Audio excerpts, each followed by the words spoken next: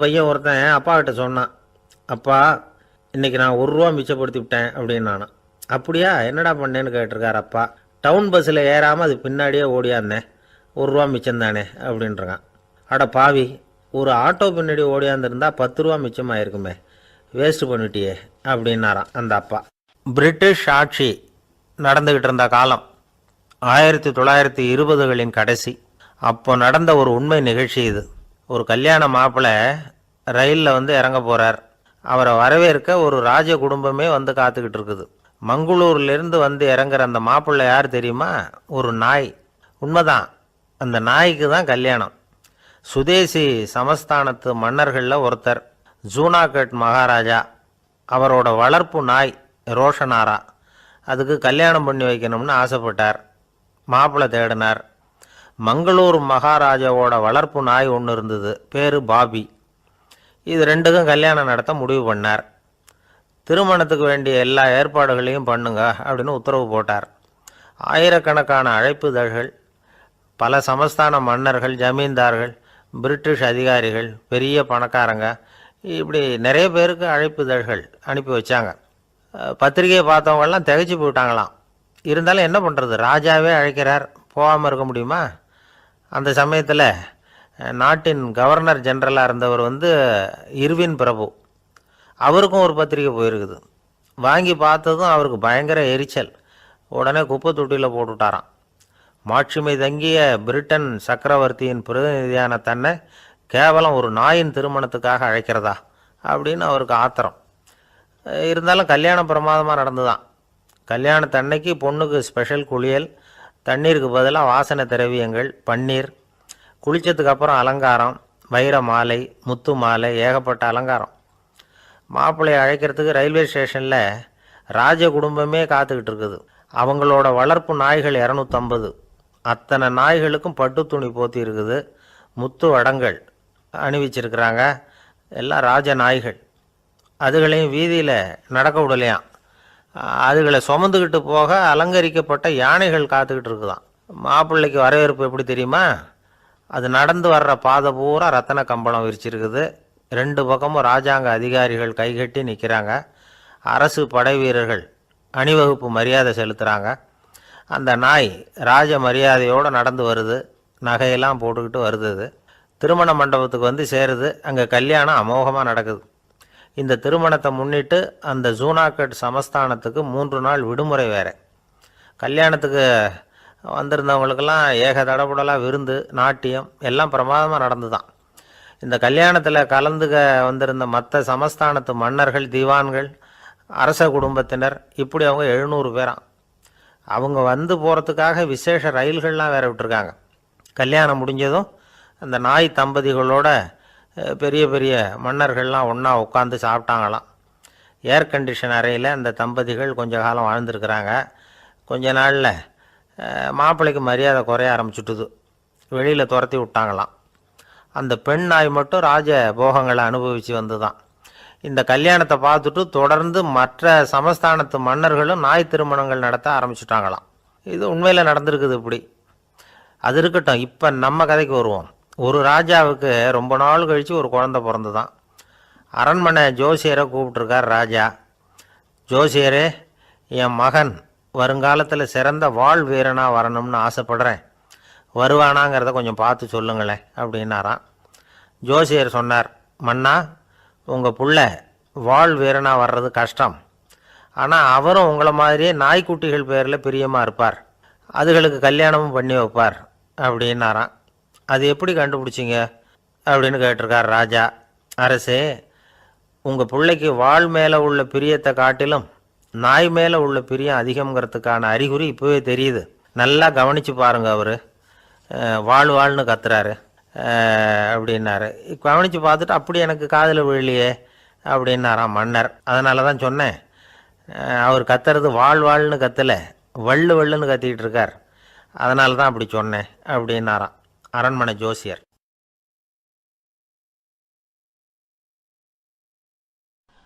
அவர் ஒரு நாள் வீட்டு திண்ணையில் உட்காந்துருந்தாராம். அப்போது தெருவில் ஒரு பிச்சைக்காரன் அந்த வழியாக வந்திருக்கிறான். பிச்சை கேட்டிருக்கான். அந்த சமயத்தில் தர்மர் வேறு ஏதோ வேலையாக இருந்திருக்கிறார். அதனால் பிச்சைக்காரனை பார்த்து நாளைக்கு வா அப்படின்னு சொல்லிவிட்டார். அவனும் சரின்னு சொல்லிவிட்டு போயிட்டான். பீமன் இதை பார்த்துக்கிட்டு இருந்தான். உடனே அவன் என்ன செஞ்சான் தெரியுமா? ஒரு முரசை எடுத்துக்கிட்டு கிராமத்தை நோக்கி ஓடனான். முரசை அடிச்சுக்கிட்டு ஏதோ சொல்ல ஆரம்பிச்சிட்டான். தர்மருக்கும் இது தெரிய வந்தது. அவருக்கு ஒன்றும் புரியல. என்னாச்சு உனக்குன்னு கேட்டார். பீமன் சொன்னான், நான் கிராம மக்களுக்கு ஒரு செய்தியை தெரிவிக்க போகிறேன் அப்படின்னா. என்ன செய்தின்னார். எங்கள் அண்ணன் காலத்தை வென்றுட்டார் அப்படிங்கிற செய்தியை சொல்ல போகிறேன்னா. நான் காலத்தை ஜெயிச்சுட்டேனா, எதனால் அப்படி சொல்கிற அப்படின்னு கேட்டார். நீங்கள் பிச்சைக்காரனை நாளைக்கு வர சொன்னீங்களே, அதனால தான் அப்படின்னா. அதனால் என்னன்னார். நீங்கள் அவனை நாளைக்கு வான்னு சொன்னீங்க, நீங்கள் நிச்சயமாக நாளைக்கு இருப்பீங்களா? அந்த பிச்சைக்காரனும் நாளைக்கு உயிரோடு இருப்பானா? நாளைக்கு நீங்கள் இருந்தாலும் பிச்சை போடக்கூடிய மனோபாவம் உங்களுக்கு இருக்குமா? பிச்சை நிச்சயம் போடுவீங்களா?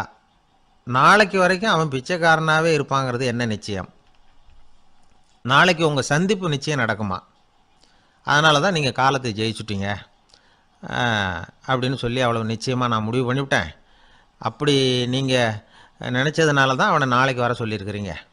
இது எவ்வளவு பெரிய விஷயம். இதை மற்றவங்களுக்கு சொல்லாமல் இருக்கலாமா? நேரம் ஆகிட்டுது, நான் உடனே ஊருக்குள்ளே போய் இதை சொல்லணும். தாமதிக்க முடியாது. ஏன்னா இந்த நேரம் கடந்துட்டுதுன்னா அடுத்த நாழிகை எனக்கு கிடைக்குங்கிறது நிச்சயம் இல்லை அப்படின்னு பீமன் சொல்லி முடிச்சுட்டு புறப்படுறதுக்கு தயாரானான். தர்மர் அவசரமாக குறுக்கிட்டார். தம்பி, கொஞ்சம் பொறு, நான் தவறு பண்ணிட்டேன். பரிபூர்ண சுதந்திரம் பெற்ற மனிதன் தான் அப்படி பேச முடியும், அப்படி வாக்குறுதி தர முடியும். அந்த பிச்சைக்காரனை இப்போவே கூப்பிடு, ஏதாவது உடனே கொடுத்து அனுப்பி வச்சு விட்றேன். நாளைக்கு என்ன நடக்குங்கிறது யாருக்கு தெரியும் அப்படின்னார். இந்த கதையிலேருந்து நாம் உணர்ந்து கொள்ள வேண்டிய உண்மை என்ன தெரியுமா? நிகழ்காலம் ஒன்று தான் நம்ம கையில் இருக்கிறது. அதை தவற விடாமல் சரியாக பயன்படுத்திக்கணும். கடந்த காலங்கிறது திரும்பி வர போகிறதில்ல. எதிர்காலங்கிறது இப்போ நம்மக்கிட்ட கிடையாது. அதனால் நிகழ்காலத்தை தான் நாம் பயன்படுத்திக்க முடியும். ஒரு ஊரில் ஒரு சோதிடர் இருந்தார். அவர் எதிர்காலத்தை பற்றியே அதிகமாக சொல்லிகிட்டு இருப்பார். அவருடைய சோதிடத்தை எப்படியாவது பொய்யாக்கி போடணும் அப்படின்னு சொல்லி 2 இளைஞர்கள் தீர்மானம் பண்ணிக்கிட்டாங்க. அதுக்காக ஒரு திட்டம் போட்டாங்க. அது குளிர்காலம். ஒரு இளைஞன் பெரிய கோட்டு ஒன்றை சட்டைக்கு மேலே போட்டுக்கிட்டான். அந்த மேல் கோட்டுக்குள்ளே ஒரு புறாவை மறைச்சி வச்சுக்கிட்டான். 2 பேரும் அந்த சோதிடர் வீட்டுக்கு போகிறாங்க. அவரை பார்த்தாங்க. இதை பாருங்கள், இந்த கோட்டுக்குள்ளே ஒரு புறாவை மறைச்சி வச்சுருக்குறோம். அந்த புறா இப்போ உயிரோடு இருக்கா, இறந்து போச்சா, இதை நீங்கள் சொல்லணும். சரியாக சொல்லிவிட்டா உங்கள் ஜோசியத்தை நம்புகிறோம் அப்படின்னாங்க. இவங்க மனசுக்குள்ளே என்ன திட்டம்னா, புறா உயிரோடு இருக்குன்னு அவர் சொல்லிவிட்டார்னா அப்படியே கையால் அமைக்க அதை கொண்டுவிட வேண்டியது. புறா உயிரோடு இல்லைன்னு சொல்லிவிட்டார்னா அப்படியே உயிரோடு எடுத்து காட்டிவிட வேண்டியது. இதுதான் அந்த இளைஞர்களோட திட்டம். அவர் என்ன பதில் சொன்னாலும் அவர் சொல்கிறது பொய்ன்னு நிரூபணம் பண்ணிவிடலாம்ல. இதுதான் அவங்க நம்பிக்கை. இந்த சோதிடர் எல்லா வகையிலையும் தப்பிக்க முடியாதுன்னு அவங்க நம்பினாங்க. ஆனால் அந்த சோதிடர் சொன்ன பதில் இவங்களை திகைக்க வச்சுட்டுது. அவர் என்ன சொன்னார் தெரியுமா? உங்கள் கோட்டுக்குள்ளே இருக்கிற புறா உயிரோடு இருக்கா, செத்து போச்சா அப்படின்னு தானே கேட்குறீங்க. அது உங்கள் கையில் இருக்குது. அது சாகவும் இல்லை, உயிரோடவும் இல்லை. அந்த பறவையின் வாழ்வும் சாவும் உங்கள் கையில் தான் இருக்குன்னார். இவங்க தோல்வியை ஒத்துக்கிட்டாங்க. இந்த கதையை நமக்கு ஒரு உண்மையை உணர்த்துது. இன்றைய இளைஞர்கள் எதிர்காலங்கிற பறவையை தங்களுக்குள்ளே வச்சுருக்கிறாங்க. அந்த பறவையின் வாழ்வும் தாழ்வும் அவங்க கையில் தான் இருக்குது. நமது வாழ்க்கைங்கிறது நமது கையில். நாம் நல்லா இருக்கிறதும் இல்லாமல் போகிறதும் நாம் தான் காரணம். ஒரு மருத்துவமனை படுக்கையில் கிடந்த நோயாளி சொன்னார், டாக்டர், என்னோடய வாழ்வும் சாவும் உங்கள் கையில் தான் இருக்குது. ஏன்னா இப்போ எனக்கு ஆப்ரேஷன் பண்ண போகிறது நீங்கள் அப்படின்னார். பயப்படாதீங்க, எல்லாம் நாங்கள் பார்த்துக்குறோம்னார் டாக்டர். அதுக்கில்லை டாக்டர், நான் இது வரைக்கும் ஆஸ்பத்திரி பக்கமே வைத்தியத்துக்குன்னு வந்ததில்லை. இதுதான் எனக்கு முதல் ஆப்ரேஷன், அதுதான் பயமாக இருக்குன்னார் நோயாளி. டாக்டர் சொன்னார், எனக்கும் இதுதான் முதல் ஆப்ரேஷன், அதுக்காக நான் என்ன பயப்படுறேன்னா பாருங்கோ, தைரியமாக இருங்கன்னார். அதனால் நம்ம வாழ்க்கையை நாம் தான் தீர்மானிக்கணும். அப்படி அதை தீர்மானிக்கிற பக்குவம் நமக்கு வந்துட்டுதுன்னா வாழ்க்கையில் வெற்றி நிச்சயம். ஒரு பூங்கா. அங்கே ஒருத்தர் நின்றுக்கிட்டு இருக்கிறார். நின்றுக்கிட்டே ஏதோ ஆழ்ந்த யோசனையில் இருக்கிறார். அந்த பக்கமாக இன்னொருத்தர் வந்தார். இவரை கவனித்தார். என்ன யோசனைன்னு கேட்டார். எப்படி எழுந்திருக்கிறதுன்னு யோசனை பண்ணிகிட்டு இருக்கிறேன்னார் இவர். கேட்டவருக்கு ஒரு மாதிரி ஆகிட்டுது. ஏற்கனவே நின்றுக்கிட்டு இருக்கிற ஒருத்தர் எப்படி எழுந்திரிச்சு நிற்கிறதுன்னு யோசிக்கிறாருன்னா அது ஆச்சரியம் தானே. அதுக்கப்புறம் இவர் யோசிக்க ஆரம்பித்தார். என்ன இவர் இப்படி பேசுகிறாரு அப்படின்னு. கீழே விழுந்தால் தானே எழுந்திரிச்சு நிற்க முடியும். அதனால் எழுந்திரிக்கணும்னு நினைக்கிறவங்க முதல்ல கீழே விழணும். இவர் முதல்ல கீழே விழணும், அதுக்கப்புறம் தான் எழுந்திருக்கிறது எப்படின்னு சிந்திக்க முடியும். இந்த உலகத்தில் எல்லாருமே கீழே விழுந்து எழுந்தவர்கள் தான். இப்போ இந்த குழந்தை பருவத்தில் கீழே விழாமல் நடைபயில கற்றுக்கிட்டவங்க யாராவது உண்டா? சின்ன வயசில் ஒரு தடவை கூட கீழே விழலை சார், அப்படியே பிறந்தார் வளர்ந்தார் பெரியவர் ஆயிட்டார் அப்படின்னு யாரையும் சொல்ல முடியாது. அதனால் மனுஷங்கிறவன் விழுந்து புரண்டு எழுந்து தான் நடக்க கற்றுக்கிறான். ஒரு உண்மையை நாம் எல்லாரும் புரிஞ்சுக்கணும். இந்த உலகத்தில் தவறு செய்யாத மனிதர்களே யாரும் கிடையாது. அப்படி இருக்கிறப்போ எப்போதாவது நாம் தவறு பண்ணிவிட்டோம்னா அதுக்காக மனசு உடஞ்சி போயிடக்கூடாது, வாழ்க்கையில் வெறுப்பு வந்துடக்கூடாது. ஒரு தவறு நடந்துட்டுதா அதுக்காக மனசு உடஞ்சி போடாதீங்க, அதை ஒரு பாடமாக எடுத்துக்கங்க. அதே தவறு மறுபடியும் நடக்காமல் வேணும்னா பார்த்துக்கலாம், அது போதும். தடைக்கல்ல படிக்கல்லாம் மாற்றிக்கணும், இதுதான் இதில் முக்கியம். ஒரு அலுவலகம், அங்கே ஒரு அதிகாரி, அவர் உயர்ந்த பதவியில் இருந்தார், சிறந்த நிர்வாகின்னு பேர் வாங்கினவர். அவர் தனக்கு கீழே வேலை செய்கிறவங்க கிட்டெல்லாம் சொல்லுவாராம், இந்த நிறுவனத்தில் நீங்கள் எத்தனை தடவை வேணும்னாலும் தவறுகள் செய்யலாம், ஆனால் ஒரே விஷயம் என்னென்னா ஒரே தவறை மறுபடியும் செய்யக்கூடாது, அது முக்கியம் அப்படின்பாராம். இதை மேம்போக்காக பார்த்தா அவர் ஏதோ தன்னுடைய ஊழியர்களை தவறு செய்ய தூண்டுறது மாதிரி தெரியும். ஆனால் உண்மை அப்படி இல்லை. இன்றைக்கி என்ன நடக்குது தெரியுமா? அநேகமாக எல்லா மனிதர்களுமே ஒரே தவறை தான் மறுபடியும் மறுபடியும் செய்கிறாங்க. விளையாட்டு வீரர்கள் ஒரே மாதிரியான தவறுகளை திரும்ப திரும்ப செய்கிறது உண்டு.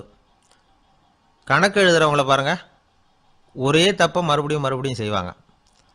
அலுவலகம் வருகிறவர்களை கவனிங்க, ஒரு நாள் தாமதமாக வந்தால் பரவாயில்ல, தினமும் தாமதமாக வருவாங்க. இது மாதிரி செய்த தவறையே திரும்ப திரும்ப செய்கிறதுக்கு என்ன காரணம் அப்படின்னா, சோம்பல், ஞாபக மறதி, கவனக்குறைவு, தன்னுடைய திறமை பேரில் அளவுக்கு மீறிய நம்பிக்கை, இப்படி இதில் ஏதாவது ஒரு காரணமாக இருக்கலாம் அப்படிங்கிறாங்க இது பற்றி ஆய்வு செய்கிற வல்லுநர்கள். ஒரு தடவை செஞ்ச தவிர மறுபடியும் செய்கிறதில்லைன்னு முடிவு செஞ்சுக்கிட்டு அதை செயல்படுத்த கற்றுக்கணும், அது போதும், வாழ்க்கை வெற்றிகரமாக அமையும் அப்படிங்கிறாங்க அந்த அனுபவசாலிகள்.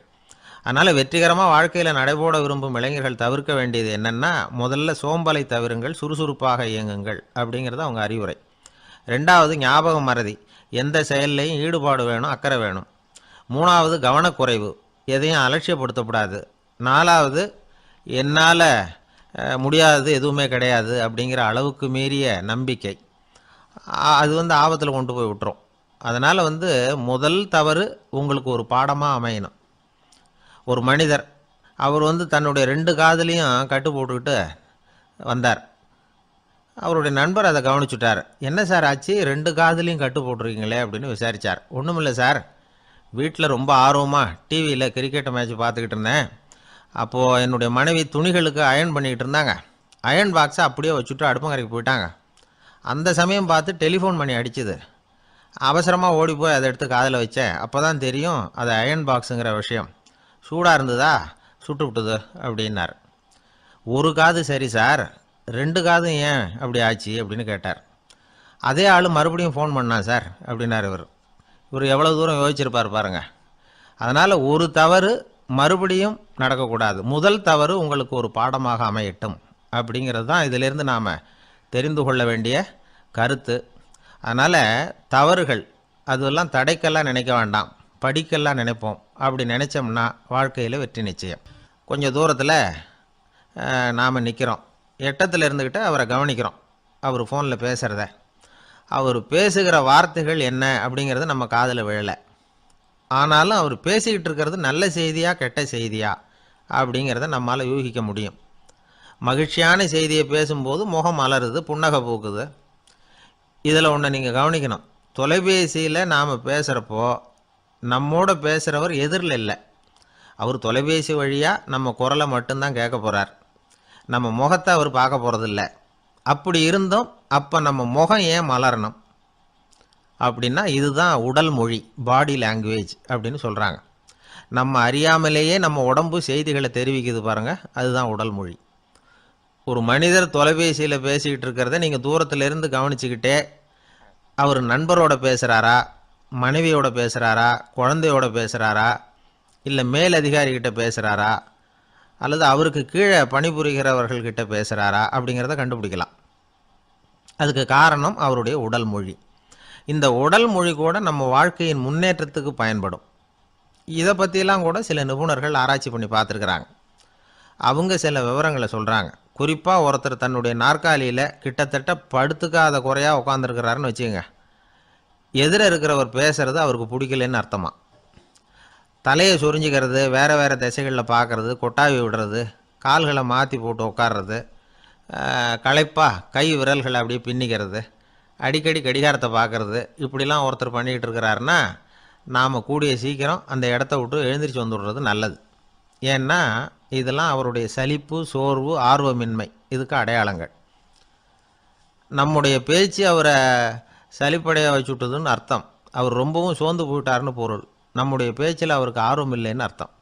அதே நேரத்தில் நாற்காலியின் நுனியில் அமர்ந்து உடலை முன்னுக்கு நகர்த்தி எதிர இருக்கிறவரின் கண்களை பார்த்துக்கிட்டே பேசினாலும் சரி அல்லது பேச்சை கேட்டாலும் சரி, உங்கள் பேரில் மற்றவங்களுக்கு உள்ள பிடிப்பு அதிகரிக்கும். நாம் எப்படிப்பட்டவருங்கிறத நம்ம உடம்பும் நடை உடை பாவனையும் அடுத்தவங்களுக்கு காட்டி கொடுத்துரும்.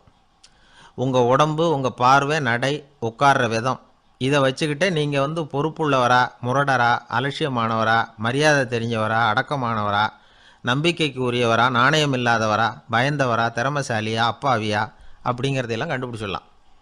அதனால் இந்த உடல் மொழியை புரிஞ்சுக்கிட்டு நம்மளை கொஞ்சம் சரிப்படுத்திக்கிட்டோம்னா வாழ்க்கையில் சுலபமாக பல காரியங்களை சாதிக்க முடியும்.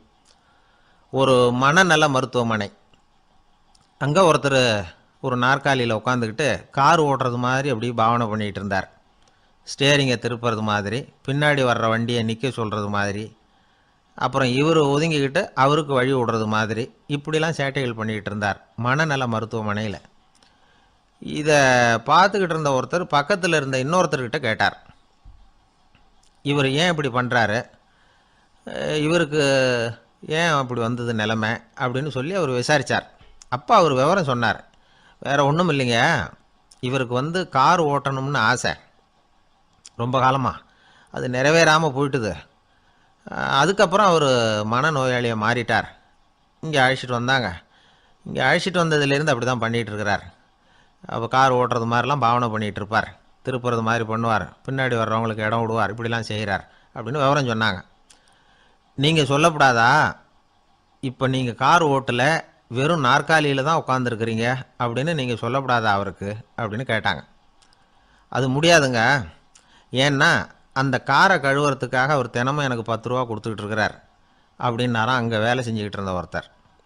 அதனால் வாழ்க்கையில் நாம் இந்த உடல் மொழியை புரிஞ்சுக்கணும். உடல் மொழிங்கிறது இப்போ ஆரம்பத்தில் சொன்னது மாதிரி அந்த தொலைபேசியில் பேசுகிறவங்கள தூரத்திலேருந்து பார்த்தாவே அவர் யாருக்கிட்ட பேசுகிறார், என்ன பேசுகிறாருன்னு தெரியும். நம்ம முகத்தை நல்லா வச்சுக்கணும். உடல் மொழியை நம்ம புரிஞ்சுக்கிட்டு பயன்படுத்த ஆரம்பித்தோம்னா எந்த முயற்சி பண்ணினாலும் அதில் வெற்றி நிச்சயம். படிக்கிறதுங்கிறது எப்படி தெரியுமா? குருகுல வாசம் செஞ்சு படிக்கணும். ஆசிரியருங்கிறவர் ஆசிரமத்தில் இருப்பார். அங்கே போய் அவருக்கு தொண்டுகள் செய்யணும். துணிகள்லாம் துவைச்சி போடணும். தூங்கும்போது காலை பிடிச்சி விடணும். புழுக்கமாக இருந்தால் விசிறி மட்டை எடுத்து விசிறணும். அப்படியே அப்பப்போ அவர் சொல்லிக் கொடுக்குற பாடத்தையும் கற்றுக்கணும். அவர் சொல்லிக் கொடுக்குற பாடங்களை ஓலைச்சுவடிகளில் எழுதிக்கணும். இதுதான் குருகுல வாசம்ங்கிறது. இப்போ மாதிரிலாம் கிடையாது. ஆக குருகுல வாசம்ங்கிறது மனசையும் பண்படுத்தும், அறிவையும் பண்படுத்தும். அப்படி ஒரு பயிற்சி அது. அந்த காலத்தில் பஞ்சபாண்டவர்கள் ஒரு குருகுலத்தில் படிக்க போனாங்களாம். ஏற்கனவே அங்கே ஒரு 15 பேர் இருந்திருக்கிறாங்க. இவங்களையும் சேர்த்து மொத்தம் 20 பேர். எல்லாரும் ரொம்ப ஆர்வத்தோடு அங்கே தங்கி படிச்சுக்கிட்டு இருக்கிறாங்க. 2 வருஷம் ஓடி போச்சு. எல்லாரும் ஊருக்கு திரும்ப வேண்டிய நேரம். ஆசிரியர் ஒவ்வொருத்தராக கூப்பிட்டார். இது வரைக்கும் என்ன கற்றுக்கிட்ட அப்படின்னு கேட்டார். அவங்க தாங்கள் எழுதி வச்சுருந்ததை சொன்னாங்க, கற்றுக்கிட்டதை சொன்னாங்க. அங்கே படிக்க வந்தவங்க எல்லாருமே புத்திசாலிகள். அது மட்டும் இல்லை, பல பேர் அரச குடும்பத்தை சேர்ந்தவங்க, இளவரசர்களாக வேற இருக்கிறவங்க. அதனால் அவங்கக்கிட்ட அபாரமான கல்வி அறிவை எதிர்பார்த்தார். ஒருத்தன் தான் எழுதி வச்சுருந்த சரித்திர பாடம் பூராவையும் படித்து காட்டினான். இன்னொருத்தன் தான் எழுதி வச்சுருந்த பூகோள பாடம் பூராவையும் படித்து காட்டினான். இப்படி ஒவ்வொருத்தராக அவங்க படித்தது என்னங்கிறத படித்து காட்டிவிட்டு போனாங்க. கடைசியாக தருமர் வந்தார். பேசாமல் நிற்கிறார். தன் கையில் இருந்த ஓலைச்சுவடி கேட்டால் அவர் பிரிக்கவே இல்லை. ஆசிரியர் இவர்கிட்ட தான் அதிகமாக எதிர்பார்த்தார். ஆனால் இவரோ பேசாமல் நின்றுட்டு இருக்கிறார். நீ என்ன கற்றுக்கிட்ட சொல்லு, ஓலைச்சுவடியை பிரித்து படினார் அந்த முனிவர். தருமர் அசையவே இல்லை. மெதுவாக சொன்னார், ஐயா, நான் கற்றுக்கிட்டது ஒன்றே ஒன்று தான். அதுதான் வாழ்க்கையில் எனக்கு ரொம்ப முக்கியமான பாடமாக அமையும் அப்படின்னார். என்னது, என்கிட்ட 2 வருஷ காலமாக படிச்சுவிட்டு கடைசியில் கற்றுக்கிட்டது ஒன்றே ஒன்று தானா அப்படின்னார் முனிவர். அவருக்கு ஒன்றும் புரியல. மற்ற மாணவர்களை விட இவர் பண்புகளில் உயர்ந்தவர், அறிவில் சிறந்தவர், வயசில் முதிர்ந்தவர். இவரே இப்படி சொன்னால் மற்றவங்க நிலைமை என்னத்துக்கு ஆறுது? அவங்க ரொம்பவும் கெட்டு போயிடுவாங்களே அப்படின்னு அவர் யோசனை பண்ணார். தர்மா, நல்லா யோசனை பண்ணி பதில் சொல்லு. 2 வருஷமாக நீ கற்றுக்கிட்டது என்ன அப்படின்னு தானே நான் கேட்குறேன். அதை கொஞ்சம் யோசனை பண்ணி சொல்லுன்னார் முனிவர் கொஞ்சம் கோபமாக. தருமர் முகத்தில் எந்த மாறுதலுமே இல்லை. இல்லையா, 2 வருஷமாக நான் கற்றுக்கிட்ட முக்கியமான பாடம் ஒன்றே ஒன்று தான்னார். இப்போ அந்த முனிவருக்கு கோபம் அதிகமாக வந்துடுது. ஏன்பா, உனக்கு வெக்கமா இல்லையா? உன்னை விட வயசில் குறைஞ்சவங்க எவ்வளவு பாடம் கற்றுக்கிட்டு இருக்கிறாங்க, எவ்வளவு விரிவாக அவங்க படித்து காட்டினாங்க. நீயும் கூட நிறைய குறித்து வச்சுருக்கிற போல இருக்க, அதை ஏன் பிரித்து படிக்கக்கூடாது அப்படின்னார். ஐயா, நான் சொல்கிறது உங்களுக்கு ஏமாற்றமாக இருந்தால் என்னை மன்னிக்கணும். நான் ரொம்ப முக்கியமாக கற்றுக்கிட்டு இருக்கிறது ஒன்றே ஒன்று தான், மற்ற எதையும் சொல்கிறதுக்கு விரும்பலேன்னார். மாணவர்கள்லாம் சிரிச்சுட்டாங்க. முனிவருக்கு கோபம் அளவுக்கு மீறி வந்துட்டு ஓங்கி அரைஞ்சி விட்டார் தருமரை அவர் கன்னத்தில். தருமர் கண்ணை செவந்து போட்டுது, கண்கள் கலங்கி போச்சு.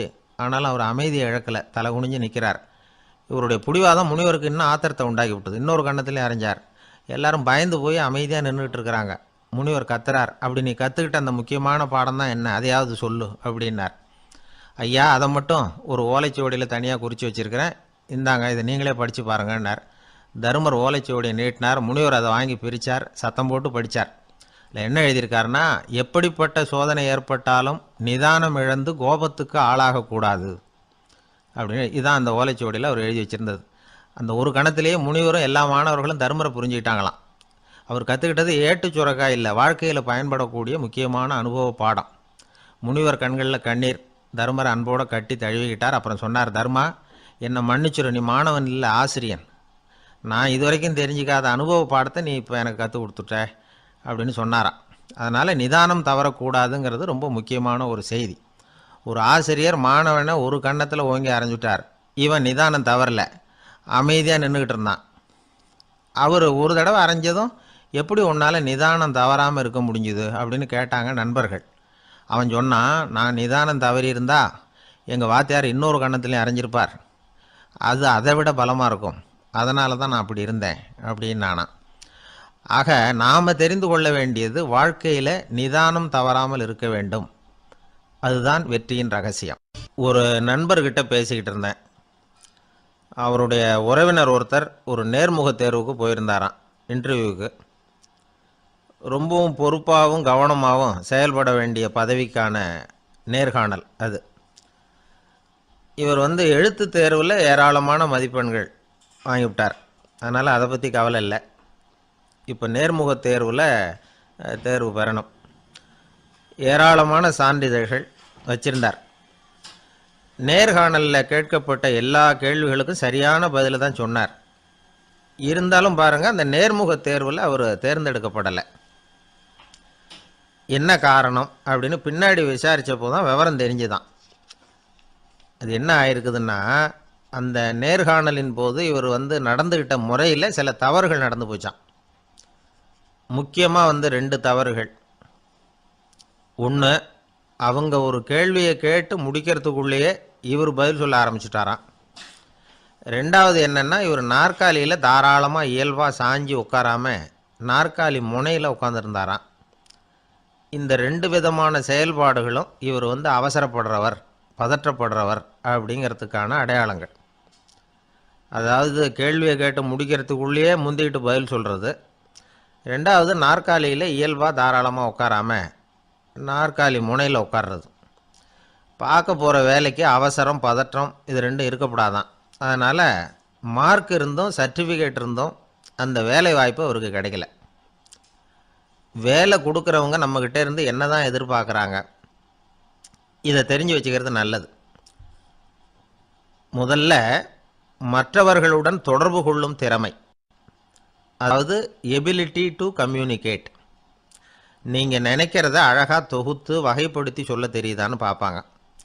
உங்கள் திட்டங்களை அடுத்தவங்க ஏற்றுக்கொள்ளக்கூடிய விதத்தில் வெளிப்படுத்துறதுக்கு உங்களால் முடியுதான்னு பார்ப்பாங்க. இதுக்கு என்ன செய்கிறது? குழப்பம் இல்லாமல் சிந்திக்கணும், குழப்பம் இல்லாமல் பேசணும். ரெண்டாவது விஷயம் என்னென்னா புத்திசாலித்தனம், அதாவது இன்டெலிஜென்ஸ். ஏற்றுக்க போகிற வேலையை நல்ல விதமாக செய்ய முடியுமா உங்களால்? அதை எந்தெந்த வழியில் செய்யலாம் அப்படிங்கிறத உங்களால் தீர்மானிக்க முடியுமா?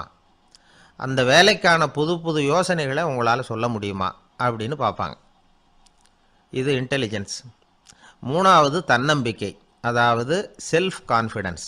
உங்களுக்கு அது உண்டா அப்படிங்கிறத கவனிப்பாங்க.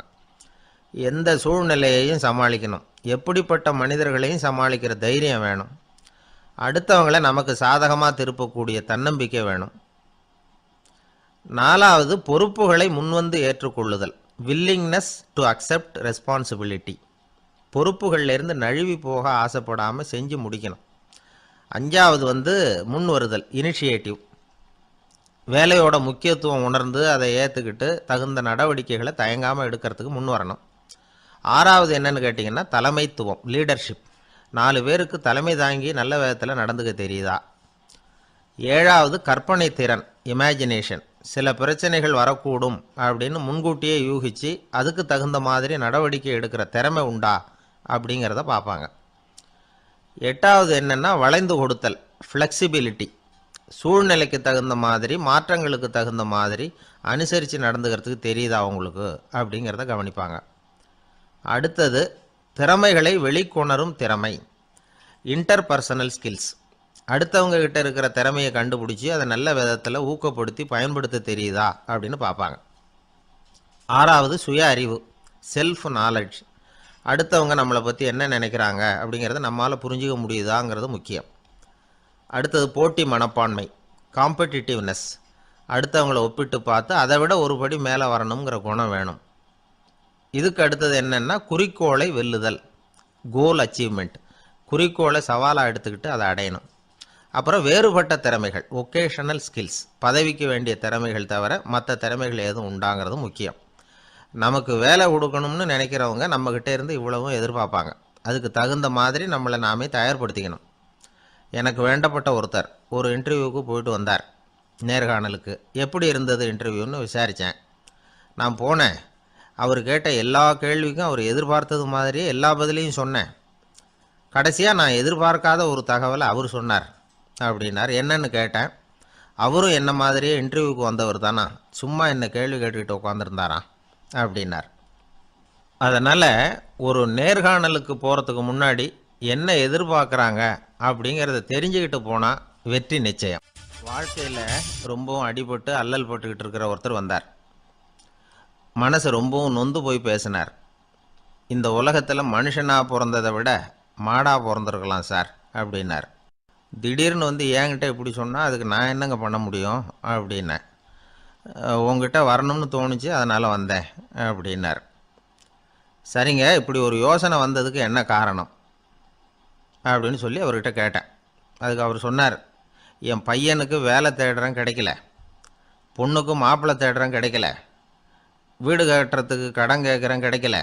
மாடாக பிறந்திருந்தா இது மாதிரி கவலையெல்லாம் கிடையாதுல்ல, பேசாமல் வைக்கோலை தின்னுக்கிட்டு அசை போட்டுக்கிட்டே கடந்து விடலாமே அப்படின்னார் அலட்சியமாக. அதுக்கப்புறம் தான் அவர் சொன்ன கருத்தை நானும் கொஞ்சம் அசை போட ஆரம்பித்தேன் மனசுக்குள்ளே. இப்போது இயற்கையை பொறுத்த வரைக்கும் அது நாம் எல்லாரும் மகிழ்ச்சியாக வாழணும் அப்படின்னு தான் விரும்புது. விலங்குகள், பறவைகள், தாவரங்கள், அப்புறம் மற்ற உயிரினங்கள் எல்லாமும் நல்லபடியாக இருக்கணும் அப்படிங்கிறது தான் இயற்கையோட விருப்பம். அதில் ஒன்றும் சந்தேகம் இல்லை. இயற்கையோட அமைப்பை கொஞ்சம் கவனித்து பார்த்தா அதை நாம் நல்லா புரிஞ்சுக்கலாம். இருந்தாலும் இந்த ஆள் சொன்னதை கேட்ட பிறகு தான் ஒரு முக்கியமான வேறுபாடு புரிஞ்சுது. அதாவது இந்த உலகத்தில் உள்ள முக்கியமான பிரச்சனைகள் 6. அந்த 6 பிரச்சனைகளும் ஆடு மாடுகளுக்கு கிடையாது, மரம் செடி கொடிகளுக்கு கிடையாது. ஆனால் மனுஷன் அந்த 6 பிரச்சனைகளையும் சந்திக்க வேண்டியிருக்கு. சரி, அந்த 6 பிரச்சனைகள் என்னென்ன தெரியுமா? முதல்ல இந்த ஆடு மாடுலாம் நமக்குன்னு சொந்தமாக ஒரு வீடு இல்லையே அப்படின்னு கவலைப்பட்டுக்கிட்டு இருக்கிறதில்ல. ஆனால் மனிதனுக்கு வீடு தேவைப்படுது. இது ஒரு வித்தியாசம். இப்போ ரெண்டாவது பிரச்சனை என்னென்னா ஆடை பிரச்சனை. ஒரு கோழியோ சேவலோ நாம் போட்டுக்கிறதுக்கு ஒரு சட்டை இல்லையே அப்படின்னு கவலைப்படுறதில்ல. ஆனால் மனுஷனுக்கு அந்த கவலை உண்டு. சரி, இப்போ மூணாவது என்னன்னு பார்த்தா கல்வி பிரச்சனை. ஒரு பசுமாடு கவலையோடு நின்றுக்கிட்டு இருக்கு அப்படின்னு வச்சுக்குவோம். நீங்கள் அதுக்கிட்ட போய் ஏன் பசுமாடை கவலையோடு நின்றுக்கிட்டு இருக்கிற அப்படின்னு கேட்குறீங்க. என் கண்ணுக்குட்டிக்கு எல்கேஜியில் இடம் கிடைக்கல, டொனேஷன் கொடுக்கறதுக்கு கையில் பணமும் கிடையாது, சிபாரிசுக்கு யாரை பிடிக்கிறதுன்னு தெரியல, இப்படியா சொல்லிக்கிட்டு இருக்கோம். அதுக்கு அந்த கவலையெல்லாம் கிடையாது. ஆனால் மனிதனுக்கு அந்த கவலை உண்டு. நாலாவது என்னன்னு பார்த்தீங்கன்னா வேலை வாய்ப்பு பிரச்சனை. வேலை கிடைக்கலையே அப்படின்னு வேப்ப மரம் கவலைப்படுறதில்ல, ஆனால் மனுஷன் கவலைப்படுறான். ஐந்தாவது என்னன்னு பார்த்தா கல்யாண பிரச்சனை. எருமை மாடு பசுமாடு எல்லாம் பொண்ணுக்கு மாப்பிள்ளை தேடிக்கிட்டாலே இது பேப்பரில் மணமகன் தேவை அப்படின்னு விளம்பரமாக கொடுக்குது, அதெல்லாம் கிடையாது. ஆறாவது என்னன்னு பார்த்தீங்கன்னா பணம் சம்பந்தமான பிரச்சனை. ஆடு மாடுலாம் பணத்தை சேமிக்கணும்னோ ஏதாவது நிதி நிறுவனத்தில் முதலீடு பண்ணணும்னோ நினச்சிக்கிட்டு இருக்கிறதில்ல. பணத்தை எப்படி காப்பாற்றுறது அப்படிங்கிற கவலையும் அதுகளுக்கு கிடையாது. குதிரை குளம்போடு பிறக்குது, அதனால் அது காடு மேடெல்லாம் கவலை இல்லாமல் தெரியலாம். ஆடு உடம்பில் ரோமத்தோடு பிறக்குது, அதனால் அது குளிரை பற்றி கவலைப்பட வேண்டிய அவசியம் இல்லை. ஆனால் மனுஷனை பார்த்திங்கன்னா அவன் தான் ஒன்றுமில்லாமல் பிறக்கிறான். ஏன் இந்த பாகுபாடு அப்படின்னு கேட்டால் இதை பற்றி கொஞ்சம் சிந்திச்சு பார்க்கணும். அதாவது இந்த சந்தேகத்தை ஒரு பெரியவர்கிட்டையும் கேட்டேன். அவர் சொன்னார் இதுக்கு பதில். அவர் இதே கேள்வியை இயற்கை கிட்ட கேட்டாராம். இயற்கை பதில் சொல்லிச்சான். வேறு யாருக்கும் கொடுக்காத ஒரு வலுவான கருவியை, ஒரு பவர்ஃபுல் வெப்பன் மனுஷனுக்கு கொடுத்துருக்கிறேன்னு, அந்த கருவியை உபயோகப்படுத்தி அந்த 6 பிரச்சனையை மட்டும் இல்லை 6 கோடி பிரச்சனைகள் இருந்தாலும் அதையெல்லாம் சமாளிக்கலாம். அது கருவி என்ன தெரியுமா? அதுதான் 6வது அறிவு. அதை உபயோகப்படுத்தினா காலுக்கு செருப்பு தயார் பண்ணிக்கலாம், குளிருக்கு போர்வை தயார் பண்ணிக்கலாம், என்ன வேணும்னாலும் செய்யலாம் அப்படின்னு இயற்கை பதில் சொல்லிச்சான். அதனால் நாம் செய்ய வேண்டியது என்னென்னா இயற்கையை முதல்ல சரியாக புரிஞ்சுக்கணும். இயற்கையின் படைப்பையே நாம் சரியாக புரிஞ்சுக்கிறது இல்லையே, அதுதான் வேதனை. இந்த கதையை கேளுங்க. இப்போ நகரத்திலேருந்து ஒரு ஆள் கிராமத்துக்கு வந்தான். அங்கே ஒரு சிறுவன் மாடு மேய்ச்சிக்கிட்டு இருந்தான். நகரத்து ஆள் சொன்னான், எவ்வளோ அழகான பசு, அது சரி இதுக்கெல்லாம் ஏன் கொம்பு இல்லைன்னா. இதுக்கு அந்த பையன் பதில் சொன்னான், பசுமாட்டுக்கு கொம்பு இல்லாததுக்கு பல காரணங்கள் உண்டு. கண்ணுக்குட்டியாக இருந்தால் கொம்பு இருக்காது, பசு வளர்ந்து பெருசானதுக்கு அப்புறம் தான் கொம்பு முளைக்கும், இது ஒரு காரணம். சில சமயம் வளர்கிற கொம்பை எடுத்து விடுறது உண்டு, அது ஒரு காரணம். ஆனால் இதுக்கு ஏன் கொம்பு இல்லைன்னு கேட்குறீங்க. அதுக்கு என்ன காரணம்னா இது பசு இல்லை குதிரை அப்படின்னானா. அங்கே ஒரு புதர் தெரியுது இல்லையா, இந்த புதருக்குள்ளே ஒரு சிங்கம் இருக்குது. அந்த பக்கமாக நான் போகிறப்போ வர்றப்போலாம் அது என்கிட்ட ஒம்பு வளர்க்குது, தகராறு செய்யுது, என் மேலே பாயுது, என்னை தாக்குது, ஏன்னு தெரியல அப்படின்னுது. இதை கேட்டதும் அந்த குரங்கு சொல்லிச்சு, இனிமேல் கவலைப்படாத, இந்த தடவை நான் உன்னை காப்பாற்றுறேன்னுது. அதுக்கப்புறம் ஒரு நாள் அந்த குரங்கும் கழுதியும் அந்த புதர் பக்கமாக போய்கிட்டு இருந்தாங்க. எதிர்பார்த்தது மாதிரியே நடந்தது. அந்த சிங்கம் எதிரில் வந்தது, கழுதியை பார்த்தது, உடனே அது மேலே பாய ஆரம்பிச்சுட்டுது. அவ்வளவுதான். உடனே இந்த குரங்கு என்ன பண்ணிச்சு தெரியுமா? கிடுகிடுன்னு ஒரு மரத்து மேலே ஏறி உட்காந்துக்கிட்டுது. அங்கே உட்காந்துக்கிட்டு கீழே அந்த கழுதியும் சிங்கமும் போடுற சண்டையை வேடிக்கை பார்க்க ஆரம்பிச்சுட்டுது. கொஞ்ச நேரம் கழித்து அடிபட்ட காயத்தோடு அந்த கழுதை மெதுவாக நடந்து வந்தது. குரங்கும் மெல்ல மரத்தை விட்டு கீழே இறங்குச்சு. இப்போ கழுதை கேட்டுது, என்னை காப்பாற்றுறேன்னு சொல்லிவிட்டு காலவாரி விட்டுட்டியே, நீ பாட்டுக்கு மரத்து மேலே ஏறி உட்காந்துக்கிட்டே, இது நியாயமானது. குரங்கு பரிதாபமாக அதை பார்த்துது. நான் மரத்து மேலே இருந்து நீங்கள் 2 பேரும் சண்டை போட்டதை பார்த்துக்கிட்டு தான் இருந்தேன். உன்னோட சத்தம் தான் அதிகமாக இருந்தது, அது நீ சிரிக்கிற மாதிரி எனக்கு கேட்டுது, அதனால் நீ தான் ஜெயிச்சுக்கிட்டு இருக்க போல இருக்கு அப்படின்னு நினச்சிவிட்டேன்னுது. இன்றைக்கி பல பேர் இப்படி தான் இருக்கிறாங்களாம். யார் ஜெயிக்கிறாங்க யார் தோக்குறாங்கங்கிறத முகத்தை பார்த்து கூட கண்டுபிடிக்க முடியறதில்ல, பேசுகிற பேச்சை வச்சு கூட கண்டுபிடிக்க முடியறதில்ல. தோற்கிறவங்க கூட சிரிக்கிற மாதிரி முகத்தை வச்சுக்கிறான். இன்றைய மனிதர்கள்கிட்ட ஏகப்பட்ட முரண்பாடுகள். பொய் முகங்களோட உலவுகிறவர்கள் தான் அதிகம். உண்மை முகம் எங்கே இருக்குது அப்படிங்கிறத புரிஞ்சுக்கிட்டு நண்பர்களை தேர்ந்தெடுக்கணும் அப்படிங்கிறது ஒரு முக்கியமான கருத்து. கடவுள் இந்த உலகத்தை படைச்சுவிட்டு அதுக்கப்புறமும் கொஞ்ச நாள் இங்கேயே தங்கியிருந்தாராம். அப்போ தான் அவருக்கு ஒரு உண்மை புரிஞ்சுதான், இந்த உலகத்தில் தங்கியிருக்கிறது எவ்வளவு இடைஞ்சல்னு. தினமும் மனிதர்கள் தேடி ஏதாவது புகார் சொல்லிக்கிட்டே இருந்தாங்களாம். எனக்கு அது வேணும் இது வேணும்னு கேட்டுக்கிட்டே இருந்தாங்களாம். சில பேர் வந்தாங்க, நாங்கள் விவசாயம் பண்ணுறோம், தண்ணி இல்லாமல் பயிர் காயுது, எங்களுக்கு மழை வேணும் அப்படின்னாங்க. அவங்க போனதும் அதுக்கப்புறம் சில பேர் வந்தாங்க, நாங்கள் மண்பானை செய்கிறவங்க நிறைய பானை செஞ்சு வச்சுருக்குறோம், மழை பெஞ்சால் எல்லாம் கரைஞ்சி வீணாக போயிடும், அதனால் இன்றைக்கி மழை பெய்யக்கூடாதுன்னாங்க. கடவுள் பார்த்தார், அவருக்கு என்ன பண்ணுறதுன்னே தெரியல, ஏகப்பட்ட குழப்பம். தலையை பிச்சுக்கலாம் போல் இருந்தது. கிட்டத்தட்ட பைத்தியம் பிடிக்கிற அளவுக்கு ஆயிட்டுது. எல்லாருடைய ஆசைகளையும் அவரால் நிறைவேற்ற முடியல. ஏன்னா ஒன்றுக்கு ஒன்று முரண்பாடாக இருந்தது. ஒரு நாள் தன்னுடைய அமைச்சரவையை கூட்டி ஆலோசனை கேட்டார். என்ன செய்யலான்னு சொல்லுங்கன்னார்.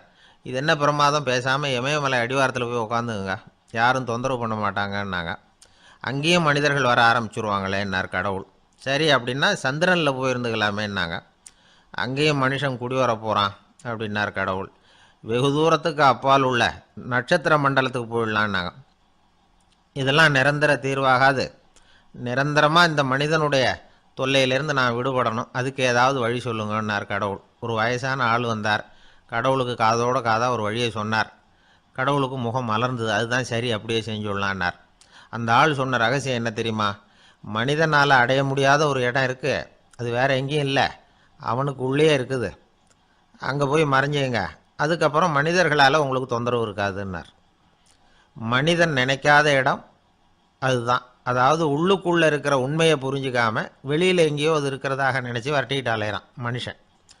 உள்ளே இருக்கிற உண்மை புரிஞ்சால் நாம் தன்னம்பிக்கையோடு தலை நிமிர்ந்து வாழலாம்.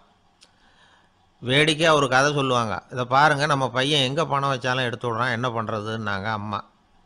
அப்பா கொஞ்சம் நேரம் யோசனை பண்ணார். அதுக்கப்புறம் சொன்னார், அவன் கண்ணில் படாத இடமா நம்ம வீட்டில் இருக்கிறது ஒரே இடம்தான், அங்கே பணத்தை வை, திருட்டு போகாதுன்னார். அது எந்த இடம்னு கேட்டாங்க. அதுதான் அவன் பாட புஸ்தகம், அதில் வச்சிரு, அவன் தொடவே மாட்டான். பாட புத்தகத்தை தொடாமல் பரீட்சையில் வெற்றி பெற முடியாது அப்படிங்கிறத புரிஞ்சுக்கணும். உள்ளே இருக்கிற உண்மையை தொடாமல் வாழ்க்கையில் வெற்றி பெற முடியாது. அதனால் உண்மையை புரிஞ்சுக்கிட்டால் வாழ்க்கையில் வெற்றி நிச்சயம். கத்தியை தீட்டாதே, புத்தியை தீட்டு அப்படின்னு ஒரு பெரியவர் புத்தி சொன்னார். அதை கேட்ட ஒரு இளைஞன், அது எப்படி பெரியவரை புத்தியை தீட்டுறது? கத்தியை தீட்டுன்னு சொன்னால் ஒரு கருங்கல்லில் கத்தியை தேய்க்கலாம், புத்தியை தீட்டுன்னு சொன்னால் எப்படி தலையை கொண்டுட்டு போய் தரையில் தேய்ச்சிக்கிட்டு இருக்க முடியுமா அப்படின்னா. அந்த பெரியவர் உடனே புரிஞ்சுக்கிட்டார், இந்த இளைஞனுக்கு புத்தி கூர்மை கம்மி அப்படிங்கிறத புரிஞ்சுக்கிட்டார். அது சரி, அறிவுக்கும் புத்திசாலித்தனத்துக்கும் என்ன வித்தியாசம்? இது ஒரு முக்கியமான கேள்வி. அறிவுன்னா என்ன, புத்திசாலித்தனம்னா என்ன? இதே கேள்வியை சாக்ரட்டிஸ் கிட்ட அவருடைய சீடன் ஒருத்தன் கேட்டானான். ஐயா, அறிவுக்கும் புத்திசாலித்தனத்துக்கும் என்னங்க வித்தியாசம் அப்படின்னு கேட்டிருக்கான். சாக்ரட்டிஸ் நிமிர்ந்து பார்த்துருக்கிறார் அந்த சீடனை. அதுக்கப்புறம் சொன்னாராம், நான் சொல்கிறேன் உன்னுடைய கேள்விக்கு பதில், ஆனால் அதுக்கு முன்னாடி நீ ஒரு காரியம் பண்ணணும்னாரான்.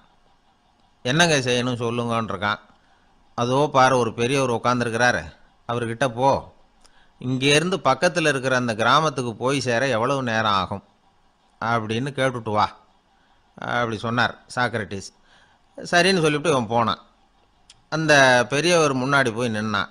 ஏங்க பெரியவரை, இங்கேருந்து அதோ தெரியுத அந்த கிராமத்துக்கு போய் சேர்றதுக்கு எவ்வளவு நேரம் ஆகும் அப்படின்னு கேட்டான். பெரியவர் நிமிர்ந்து பார்த்தார், ஆனால் பதில் எதுவும் சொல்லலை. இவன் மறுபடியும் ஒரு தடவை அதே கேள்வியை அவர்கிட்ட கேட்டான். என்னங்க, நான் கேட்குறது உங்கள் காதில் விழுதா, அந்த கிராமத்துக்கு போய் சேர்றதுக்கு எவ்வளோ நேரம் ஆகும் அப்படின்னு சொல்லி மறுபடியும் கேட்டான். அப்பவும் அவர் பதில் சொல்லலை. உடனே அவன் மனசுக்குள்ளே முடிவு பண்ணிக்கிட்டான், சரி பெரியவர் ஒரு மாதிரியாக தெரிகிறார், புத்தி சுவாதீனம் சரியில்லாத ஒரு மாதிரி தெரியுது அப்படின்னு நினச்சிக்கிட்டே வந்த வழியிலே திரும்பி வந்துட்டான்.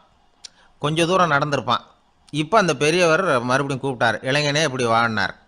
இவனுக்கு ஒன்றும் புரியல. மறுபடியும் திரும்பி நடந்தான். அவர் முன்னாடி போய் நின்னான். பெரியவர் சொன்னார், தம்பி, இங்கேருந்து அந்த கிராமத்துக்கு போய் சேர்றதுக்கு 5 நிமிஷம் ஆகும் அப்படின்னார். இப்போ அந்த இளைஞன் அந்த முதியவரை ஒரு மாதிரியாக பார்க்க ஆரம்பித்தான். அதுக்கப்புறம் கொஞ்சம் யோசித்தான். பிறகு அவர்கிட்டே கேட்டுட்டான், ஏங்க பெரியவரை, இதே பதிலை அப்போவே என்கிட்ட சொல்லியிருக்கலாமே, என்னை திரும்பி போன்னு சொல்லிவிட்டு பாதி தூரம் போனதுக்கப்புறம் மறுபடியும் கூப்பிட்டு அதுக்கப்புறம் இப்படி சொல்கிறீங்களே, இது நியாயமா அப்படின்னா. பெரியவர் சிரித்தார். அதுக்கப்புறம் சொன்னார், ஏன்பா, நீ எவ்வளவு வேகமாக நடக்கிறேங்கிறத பார்க்காம நீ கிராமத்துக்கு போய் சேர வேண்டிய நேரத்தை எப்படி என்னால் சொல்ல முடியும்? அதனால தான் உன்னை கொஞ்சம் தூரம் நடக்க விட்டு உன்னுடைய நடையின் வேகம், அந்த கிராமம் இருக்கிற தூரம் ரெண்டையும் கணக்கு போட்டு அதுக்கப்புறம் நேரத்தை சொன்னேன்னார். சீடன் வந்து தலை குனிந்தான். அப்படியே திரும்பி வந்து சாக்ரட்டிஸ் முன்னாடி நின்னான். சாக்ரட்டிஸ் இப்போ சொல்கிறார், தம்பி, அதுக்கு பேர் தான் புத்திசாலித்தனம். இந்த அறிவு கூர்மை வந்து எல்லா இளைஞர்களுக்கும் வரணும் அப்படிங்கிறதுக்காகத்தான் கத்தியை தீட்டாத புத்தியை தீட்டு அப்படின்னு பெரியவங்கள்லாம் சொல்லிகிட்டு இருக்கிறாங்க.